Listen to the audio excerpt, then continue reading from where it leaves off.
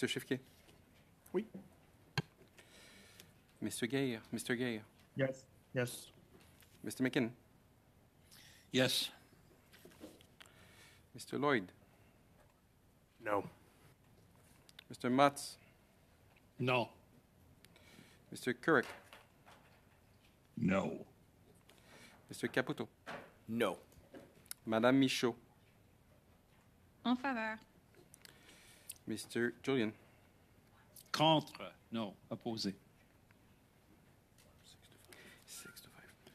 6 to 5. Amendment's approved. Now we'll go back to the original speaking order. And, yes. Mr. Motz, please. You're up. Thank you very much, Chair. I can't express my disappointment sufficiently virtually or even in person to comprehend the impact, the repercussions of this vote on this amendment. I will say that we have heard that the government should never interfere in the matters of corrections. They can't. However, Section 6, Sub 1 of the Corrections and Conditional Release Act does give the minister the power to issue directives to the Correctional Services Commissioner. Sections 96D and 96D, or said 6, also allow the governor and council to make open-ended regulations on inmate classification and prison assignments. Now, we have heard in the last study on Bernardo, and we've heard anecdotally today, the Liberals dispute their ability to issue directives or make regulations for individual inmates. The Minister of Public Safety can and regularly does issue directives dealing with larger classes of inmates. For example, in 2022, Minister Mendocino issued new directives on the use of dry cells to keep inmates from bringing contraband into federal prisons. In 2018, then Minister Goodale issued a directive restricting what kind of inmates could be sent to Indigenous healing lodges. Now, we know that nothing would prevent the minister from issuing a directive or cabinet from adopting an order in council mandating that all dangerous offenders, designated dangerous offenders, the worst, as was said before, like Bernardo or Magnato and others who are designated as such, serve their life sentences with the type of crimes they've committed and keep them in maximum security prisons. Now, I think one of the things that people have been asking me, well, how is it possible that this sort of thing keeps happening? How do inmates get moved, and why are they being moved at the worst of the worst being moved at the rate they're being moved at now, especially those who have these high profile type offenders. Now, in 2019, the Liberals introduced Bill C-83. Actually, was voted on and passed in 2019, and it created a standard in Section 28 of the Act, requiring prison selection to be made by the commissioner based on the least restrictive environment for that person. And this repealed previous conservative legislation from 2012 on Safe Streets and Communities Act. Now, we'll hear, and we heard in the last study, it was suggested that, well, conservatives supported Bill C-83. Well, yes, we supported Bill C-83 at second reading to go to committee for amendments. We did not support it at third reading. Now, I think it's unfortunate that we have now gone from the potential of 6 additional meetings to 1 meeting. We'll never get this resolved in 1 meeting. And again, we're going to leave victims on hanging out to dry, so to speak, to continue on with the trauma that they face every time a transfer occurs that has the victim impact like these dangerous offenders do. And as legislators, as members of this committee, I feel strongly that it behooves us to serve our constituents well, and I don't believe, again, that this amendment will do that. Unfortunately, the original motion and the First Amendment brought on by my colleague, Ms. O'Connell, did serve that purpose, but that has been changed. And again, I'm at a loss as to know how victims will be served in this way, and we can't get to the bottom of what we're doing. Point of order. Thank you, Mr. Chair. Go ahead. Point of order, Mr. Julian. Go ahead. I was just going to raise the point that we only have a few minutes left, and despite the fact that I regret that the amendment passed, I do believe we have to vote on the main motion. Are we in agreement with that? Yeah. So you want to continue with the speakers list?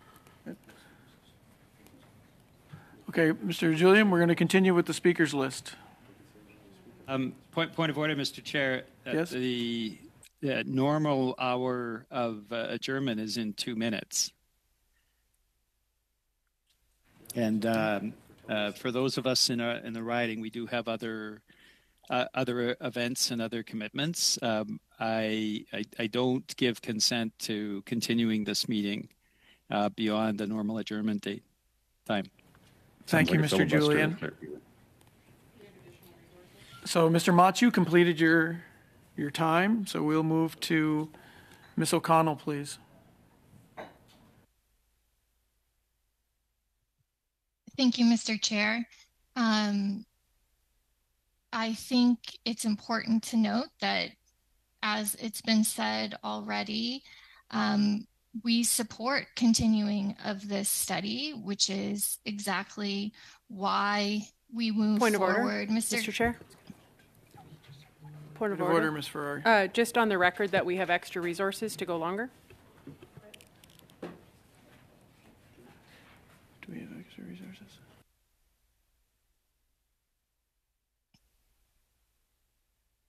We do have extra resources. Yep.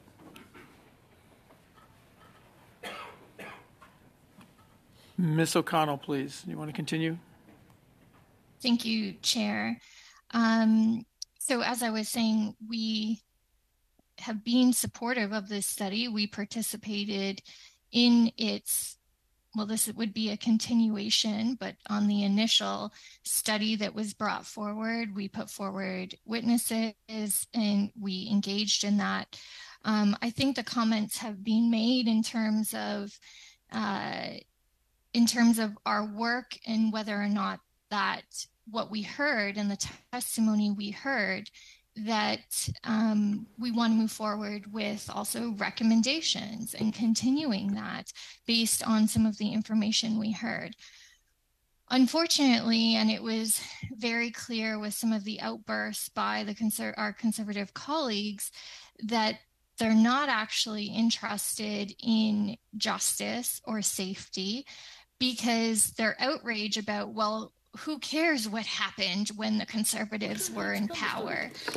It's pretty interesting, because I think if they are going to sell a narrative to the public that they are tough on crime and only Conservatives will deliver on policies that will support victims, I think we as a committee have every right to look at their very record. Because when we look at their record, what you will see is more instances of reclassification from maximum to medium. Now, they can try to explain away all that they want, but that's the reality. They cut services to correctional services facilities. In fact, Mr. Caputo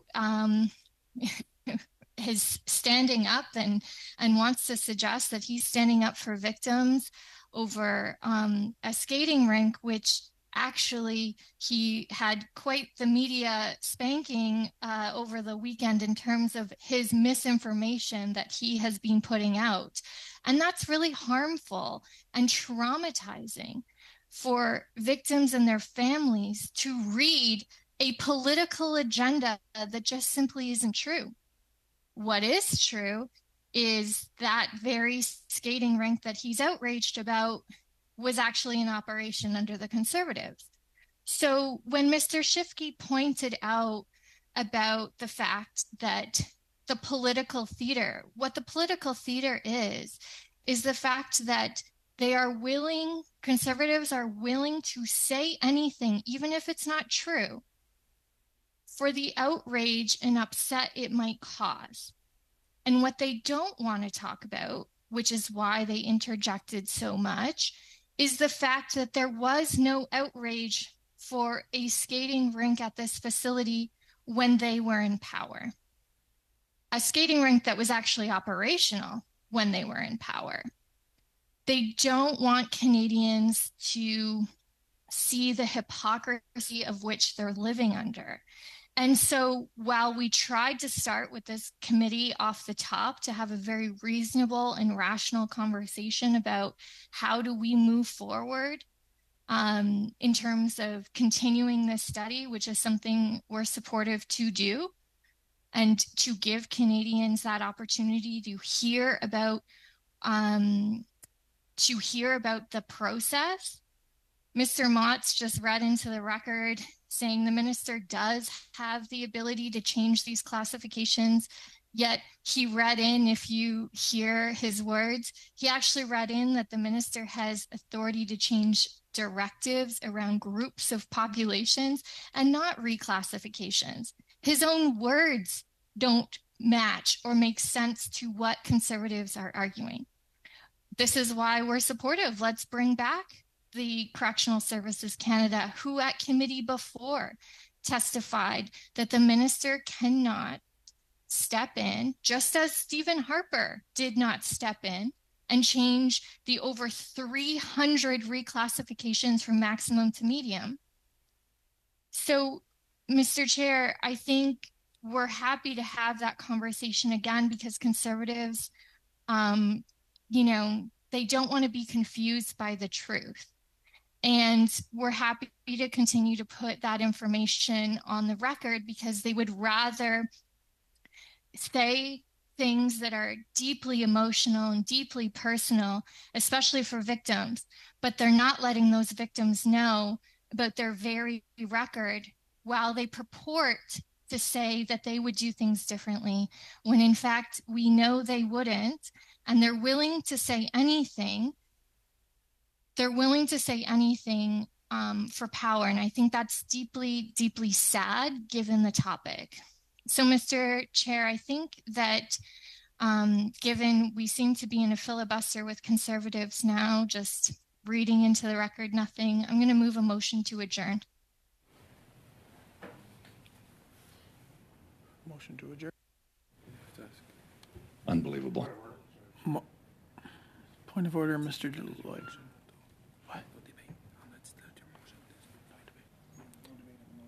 Okay, well, we'd like to get to a vote on this motion, not the motion to adjourn, but the motion at hand. But I understand there is a motion to adjourn. We'll be supportive of it. Mr. Chair, I'm willing to withdraw that motion if conservatives have no more speakers on the list and we can vote on the main motion. Guaranteed. Okay. We're going to move to a vote on the motion. Then I withdraw my adjournment vote if we're voting on the main motion. But if there are speakers on the list, then my adjournment would stand. There's no speakers. Thank you, Chair. No. Ms. O'Connell. Just clarifying on the main motion. Yes, the main As motion. amended? Yes, main motion is amended. Thank you. Yes. Monsieur Chiffquier. Oui. Mr. Biddle. Yes. Mr. Gair. Yes. Mr. McKinnon. Yes. Mr. Lloyd. No. Mr. Couric. No. Mr. Mutz. No. Mr. Caputo. No. Madame Michaud. En faveur. Mr. Julian. No, contre, opposé. 6 yeas, 5 nays. 6 yeas and 5 nays, so it's carried. Okay. Chair, Motion to adjourn. Yes. I'm moving a motion to adjourn. Thank you, Ms. O'Connell. Adjourned.